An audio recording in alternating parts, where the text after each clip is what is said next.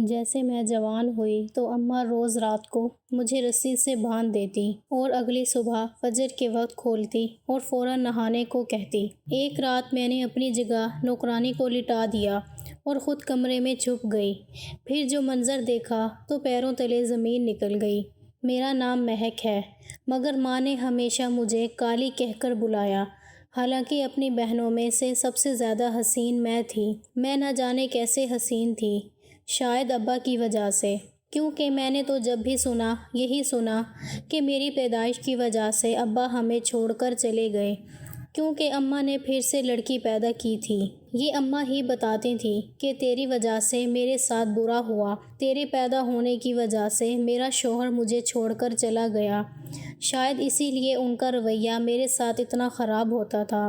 لیکن میرا دل یہ ماننے کے لیے تیار ہی نہیں تھا کہ ابا میری وجہ سے اماں کو چھوڑ کر چلے گئے۔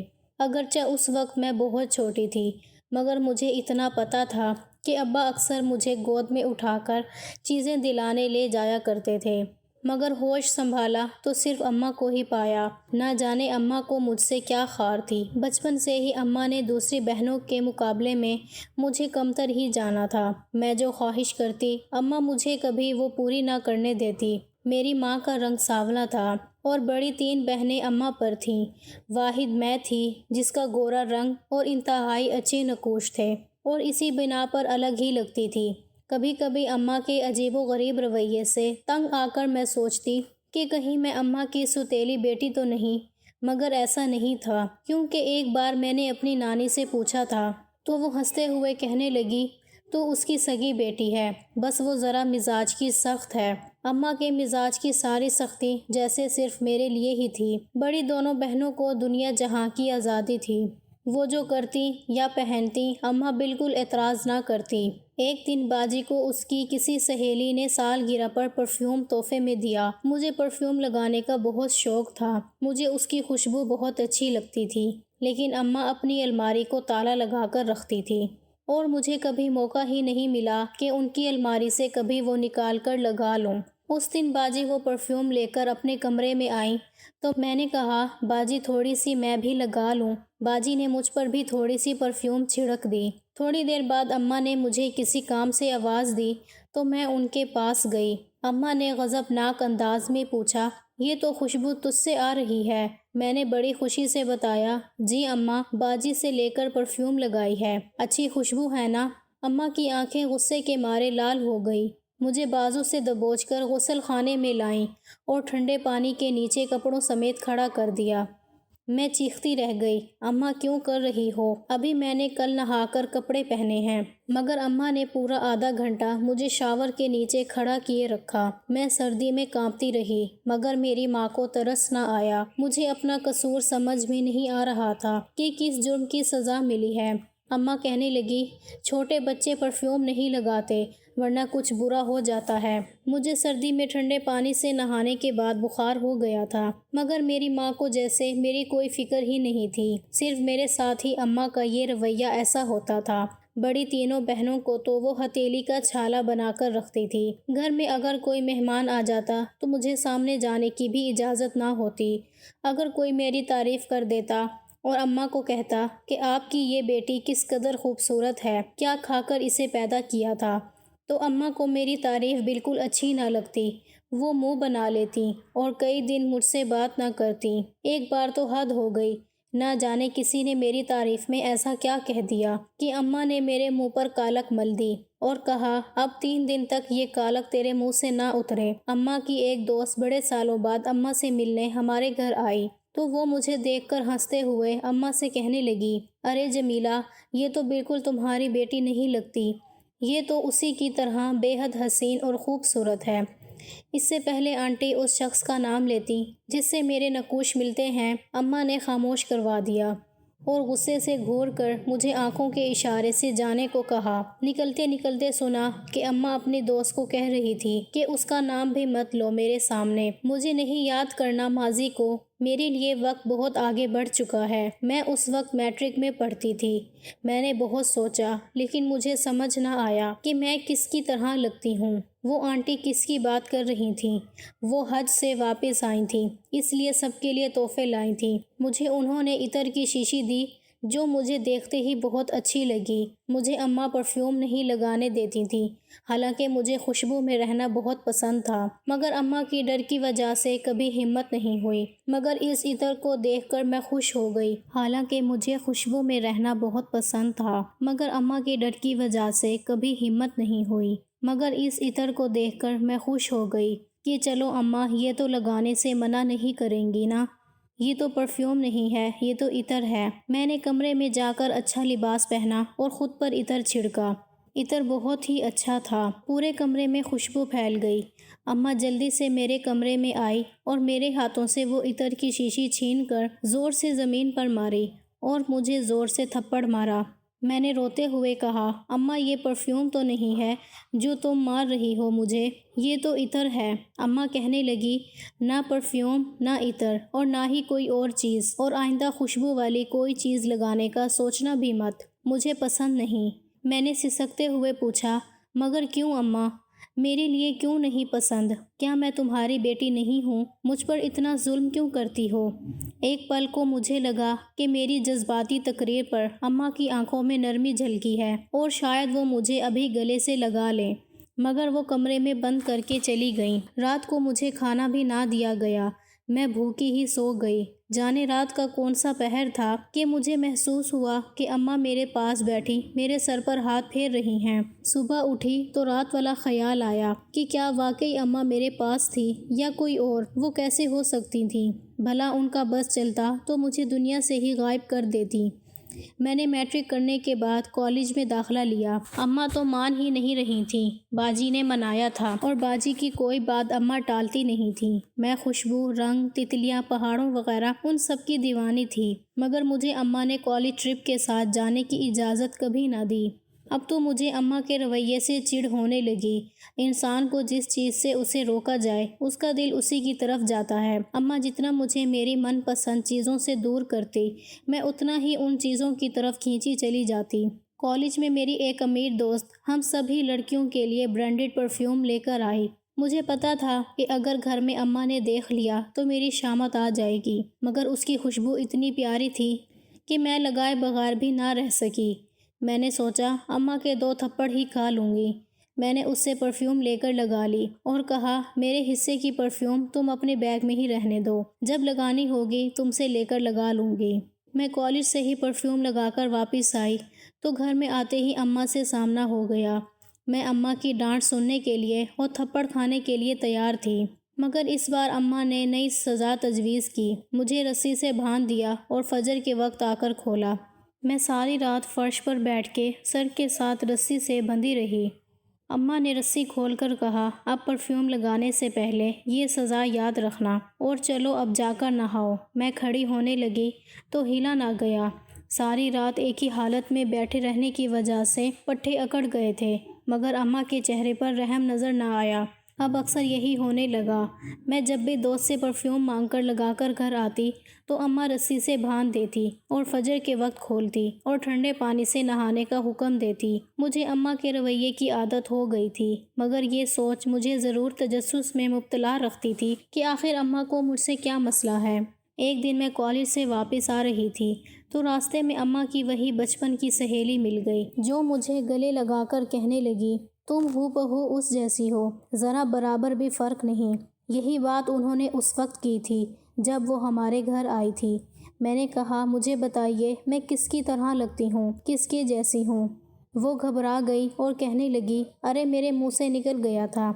میں سمجھ گئی کہ انہیں اماں نے منع کر رکھا ہوگا۔ میں نے کہا، آپ کو قسم ہے زیادہ نہ بتائیں، بس اتنا بتا دیں کہ میں کس کی جیسی ہوں، کیا میں اماں کی سگی بیٹی نہیں؟ وہ جلدی سے کہنے لگیں، ارے نہیں، تم اس کی سگی بیٹی ہو اور تم ہو بہو اپنی مرحوم خالہ کی طرح لگتی ہو، اس جیسی شکل تمہاری ساری۔ وہ تو کہہ کر چلی گئیں اور مجھے مزید الجھن میں ڈال دیا کہ اس میں ایسی نفرت کرنے والی کیا بات ہے، میں اپنی خالہ کی طرح ہی تو ہوں نا۔ مائیں تو خوش ہوتی ہیں کہ ہماری بیٹی اپنی خالہ پر گئی ہے، سوچتے سوچتے ایک دم میں رک گئی۔ اس آنٹی نے مرحوم خالہ کہا تھا، مگر نانی نے نہ کبھی ذکر کیا تھا کہ ان کی کوئی بیٹی مر چکی ہے، اور نہ اماں نے کبھی کہا تھا۔ یہ کیا چکر تھا؟ مجھے سمجھ نہیں آئی۔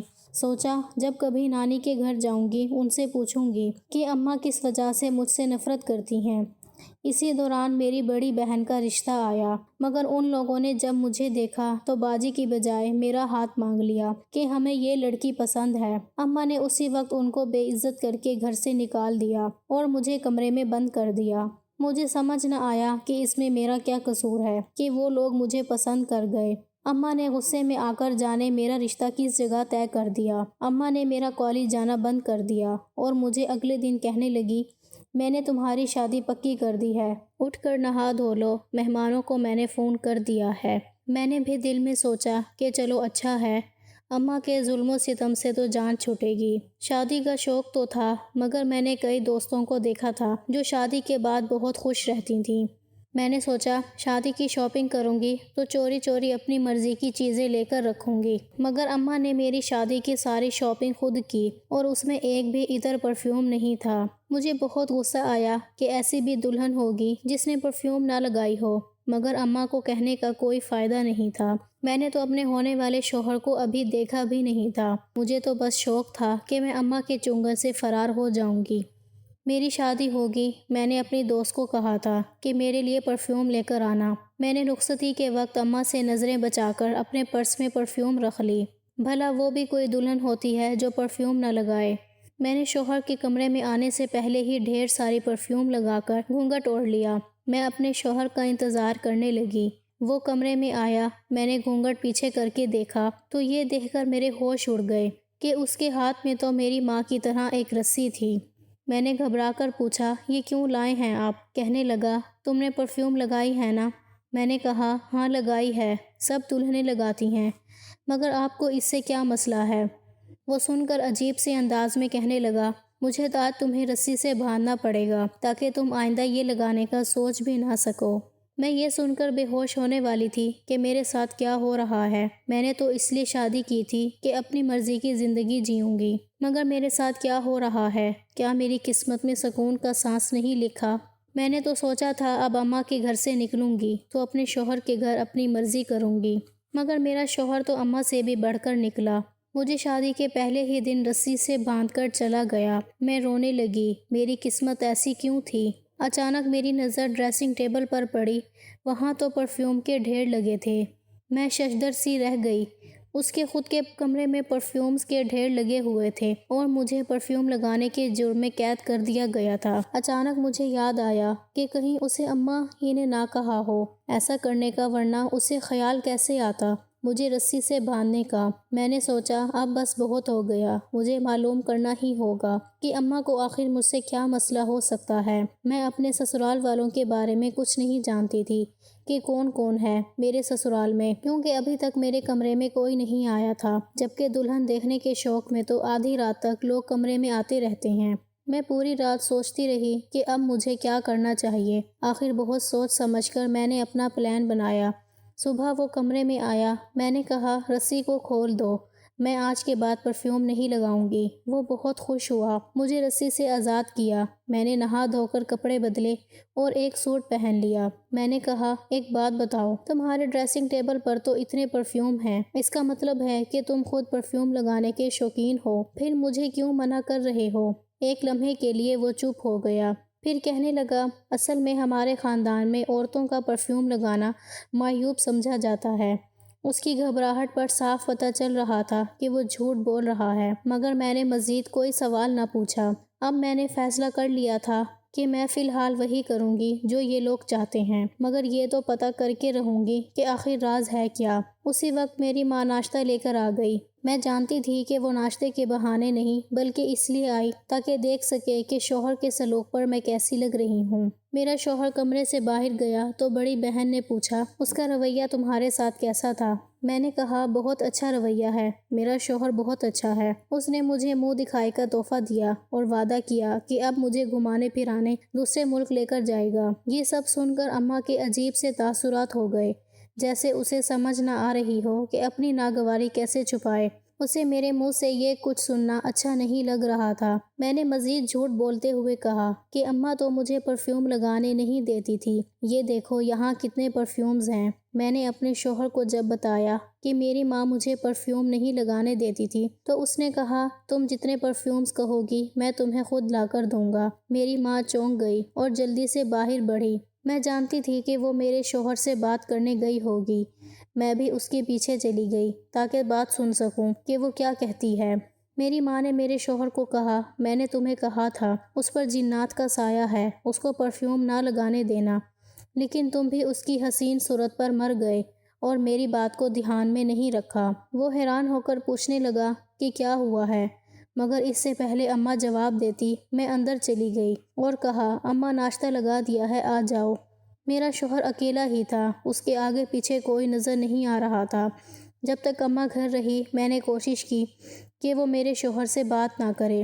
میں چاہتی تھی کہ وہ الجھن کا شکار ہی رہے۔ نہ جانے میرے شوہر کو کیا ہوا کہ اماں کے جاتے ہی میرے پاس آ کر کہنے لگا مجھے معاف کر دو، کل رات مجھے تمہارے ساتھ ایسا سلوک نہیں کرنا چاہیے تھا، مگر تمہاری ماں نے مجھے قسم دی تھی کہ میں ایسا کروں، اسی شرط پر وہ شادی کے لیے تیار ہوئی تھیں، لیکن چونکہ اب وہ وعدہ پورا ہو چکا ہے تو تم جو جی میں آئے وہ کرو، مجھے کوئی اعتراض نہیں، پرفیوم لگاؤ یا عطر، مجھے کوئی اعتراض نہیں۔ میں قسمت کے اس ہیر پھیر پر سوائے حیران ہونے کے اور کیا کر سکتی تھی۔ میں نے اپنے شوہر سے کہا کہ مجھے اپنے خاندان کے بارے میں بتاؤ۔ کہنے لگا اس دنیا میں رشتوں کے نام پر صرف بھائی اور بھابھی ہی ہیں، میں نے اپنی بھابھی کے کہنے پر ہی تم سے شادی کی ہے، تمہاری طرح وہ بھی پرفیومز کی دیوانی ہے، بلکہ تمہارے لیے انہوں نے گفٹ بھی بھیجا ہے۔ میں یہ سب سن کر حیران ہو رہی تھی اور تجسس کا شکار بھی کہ اس کی بھابھی کیسے جانتی ہیں۔ میں نے کہا آپ کی بھابھی شادی پر کیوں نہیں آئیں؟ تو وہ کہنے لگا بس ویسے ہی، انہیں کچھ کام تھا، کچھ دنوں تک تم سے ملنے آئیں گی۔ اگلے دن میں جان بوجھ کر ڈھیر ساری پرفیوم لگا کر اور میک اپ کر کے اپنے شوہر کے ساتھ اماں سے ملنے گئی تاکہ انہیں دکھا سکوں کہ میرا شوہر مجھ سے کتنی محبت کرتا ہے، مگر اماں کو میری خوشی نہ جانے کیوں برداشت نہ ہوئی۔ کہنے لگی میری بیٹی کو ابھی طلاق دو۔ میں تو یہ سن کر ساکت رہ گئی کہ یہ ماں کیا کہہ رہی ہے، ایک ماں ہوتے ہوئے اپنی بیٹی کا گھر کیسے برباد کر سکتی ہے۔ کہنے لگی جب تم نے میرے کہے کے مطابق نہیں چلنا تو میں بھی یہ شادی قائم نہیں رہنے دوں گی۔ اماں نے میری شادی اپنے پسند کے لڑکے سے اس لیے کی تھی کہ شادی کے بعد بھی مجھے قابو میں رکھ سکے، مگر شکر تھا کہ میرا شوہر اماں کی سوچوں کے مطابق الٹ نکلا۔ ہم وہاں سے بہت دکھی ہو کر اپنے گھر چلے آئے۔ میری نفرت میں میری ماں اس حد تک چلی جائے گی میں نے کبھی خواب میں بھی نہیں سوچا تھا۔ میں نے اپنے شوہر کو کہا کہ مجھے نانی کے گھر چھوڑ دو، میں نانی سے جا کر پوچھنا چاہتی ہوں کہ اماں مجھ سے نفرت کیوں کرتی ہے۔ میرا شوہر کہنے لگا ایسا کرتے ہیں، پہلے کھانا کھاتے ہیں، پھر تم جہاں کہو گی وہاں چھوڑ دوں گا۔ ہم ایک ریسٹورنٹ میں آ گئے۔ کھانا کھا کر میرا شوہر ہاتھ دھونے گیا تو میں وقت گزارنے کی خاطر ادھر ادھر دیکھنے لگی۔ میرا شوہر آ گیا۔ راستے میں میرے شوہر کو ایک کال آئی اور وہ کہنے لگا تم ٹیکسی لے کر نانی کے گھر چلی جاؤ، مجھے ایک میٹنگ میں جانا ہے۔ میں نانی کے گھر آ گئی۔ وہاں پتہ چلا کہ نانی اماں کے گھر گئی ہیں۔ میں نے سوچا کہ چلو میں ابھی امی کے گھر ہی جاتی ہوں، نانی بھی وہیں ہیں، نانی کے سامنے اماں سے پوچھوں گی کہ میرے ساتھ کیا مسئلہ ہے، آپ مجھے میرے شوہر کے ساتھ خوش کیوں نہیں رہنے دے رہی۔ میں اپنے گھر آ گئی اور دروازہ کھلا تھا۔ میں اندر گئی تو نانی کی آواز باہر تک آ رہی تھی۔ وہ میرا نام لے کر کہہ رہی تھیں کہ تم بچے کو خوش کیوں نہیں رہنے دیتی، اس کا قصور صرف اتنا ہے کہ وہ تمہاری بہن کا پرتو ہے۔ میں اندر بڑھی تو یہ دیکھ کر سن رہ گئی کہ میرا شوہر بھی وہیں موجود تھا، ساتھ ہی ایک اور عورت بھی تھی۔ یہ سب کیا ہو رہا تھا؟ وہ عورت اماں کی کیا لگتی تھی؟ میں نے اب غور سے دیکھا تو پتہ چلا اس کے نقوش مجھ سے بہت ملتے جلتے تھے۔ وہ عورت آگے بڑھ کر امی سے کہنے لگی اب آپ بس کر دو مجھ سے نفرت کرنا، اتنے سال نفرت کر کے مجھ سے تھکی نہیں، اب معاف کر دو۔ وہ عورت اماں کی بہن تھی، یعنی میری خالہ تھی۔ یہ کیسے ہو سکتا تھا؟ میں نے کبھی اس کو دیکھا نہیں تھا۔ اماں اسے پرے کرتے ہوئے نانی سے کہنے لگی اماں تم نے میرے ساتھ دھوکہ کیا ہے، تم نے کہا تھا کہ لڑکا اکیلا ہے، میری تابع داری کرے گا، مگر تم نے نہیں بتایا کہ یہ لڑکا تمہاری بیٹی کا دیور ہے۔ میرا شوہر کہنے لگا آنٹی جی میری بھابھی سے آپ فضول میں خار کھاتی رہی ہیں اور اپنی بیٹی سے بھی۔ میری بھابھی نے آپ کی بھانجی کو آپ کی اس قید سے نکال کر بہت اچھا کیا۔ میں الجھ کر رہ گئی کہ کیا ہو رہا ہے۔ میں اندر چلی گئی۔ مجھے دیکھ کر سب گھبرا گئے۔ میرے شوہر کی بھی رنگت فک ہو گئی۔ میں نے کہا، نانی مجھے بتائیں کہ ساری کہانی کیا ہے، کیوں اماں مجھ سے نفرت کرتی ہیں؟ نانی نے کہانی سنانی شروع کی، جو کچھ یوں تھی۔ میری چھوٹی خالہ کا نام مسکان تھا اور وہ بہت حسین تھی، جبکہ میری ماں کی رنگت سانولی تھی، اس لیے جو بھی رشتہ آتا وہ میری ماں کے بجائے میری چھوٹی خالہ کو پسند کر لیتے۔ اسی وجہ سے اماں کو خالہ سے چڑ ہونے لگی۔ پھر آخر ایک بار میری چھوٹی خالہ کو کسی رشتہ دار کے ہاں بھیج دیا اور پیچھے میری ماں کی شادی کر دی۔ میری خالہ جب اماں کی پہلی بیٹی کی پیدائش پر ان کے گھر آئیں تو ابا کا پورا خاندان انہیں دیکھ کر حیران رہ گیا۔ انہوں نے میری نانی کو باتیں سنائیں کہ آپ نے اپنی چھوٹی بیٹی کو ہم سے چھپا کر دھوکہ کیا ہے، اگر ہم اسے دیکھتے تو اسے اپنی بہو بنا لیتے۔ اماں یہ سن کر بہت روئیں، مگر اب ظاہر ہے کچھ نہیں ہو سکتا تھا۔ نہ صرف اماں کی بہو بن چکی تھیں بلکہ پوتی کی ماں بھی۔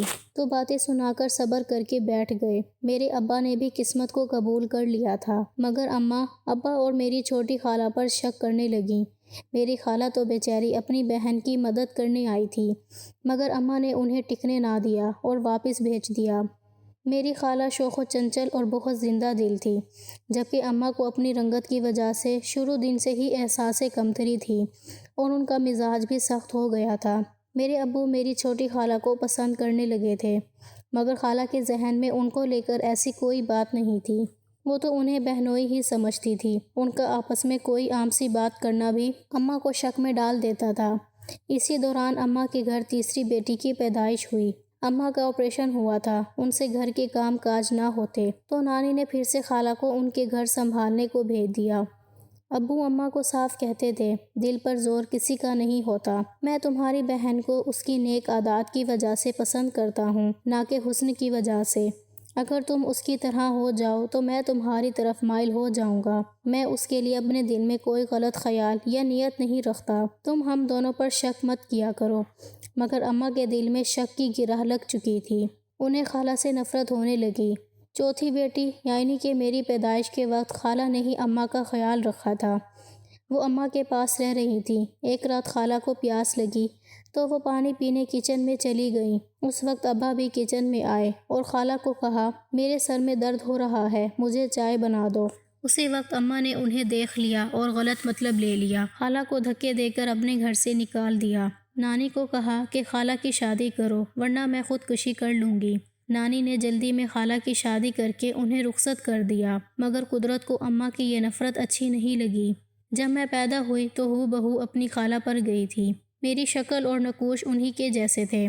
میں اماں کی طرح سانولی نہیں بلکہ خالہ کی طرح حسین تھی۔ ابا جب مجھے گود میں لے کر کہتے کہ تم بالکل اپنی خالہ پر گئی ہو تو اماں کو آگ لگ جاتی۔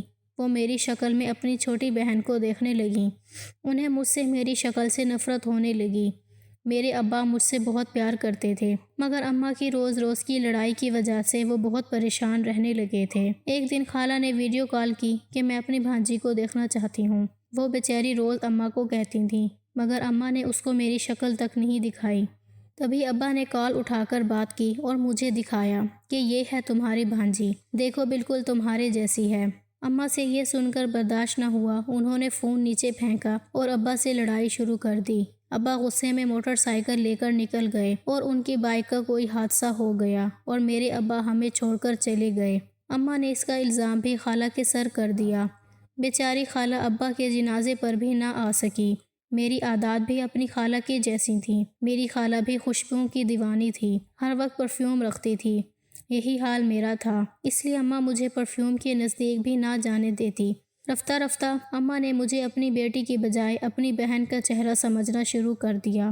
مجھے تکلیف دے کر انہیں اچھا لگتا تھا کہ وہ اپنی بہن سے بدلہ لے رہی ہیں۔ نانی کے ذریعے خالہ کو میرے سارے حالات کے بارے میں علم ہوا تو انہوں نے مجھے اس عذاب سے نکالنے کا فیصلہ کیا، کیونکہ نانی انہیں فون پر سب حالات بتاتی رہتی تھی۔ میرا شوہر خالہ کا سب سے چھوٹا دیور تھا، جسے خالہ نے اپنی اولاد کی طرح پالا تھا۔ اب وہ اس کی شادی کرنے کا سوچ رہی تھی۔ پھر انہوں نے یہ سوچا کہ میری شادی اپنے دیور سے کر دے۔ وہ جانتی تھی کہ اگر اماں کو پتہ چلا کہ لڑکا ان کی بہن کا دیور ہے تو وہ کبھی رشتہ قبول نہیں کریں گی، اس لیے نانی نے اپنی طرف سے رشتہ پیش کیا تھا اور یہ کہا تھا کہ لڑکا اکیلا ہے، اس لیے اماں نے میری شادی کر دی۔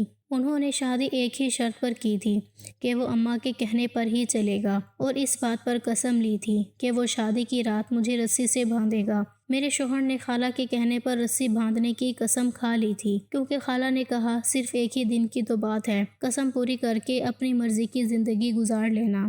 نہ جانے اماں کو یہ سب کچھ کر کے کیا تسکین ملتی تھی۔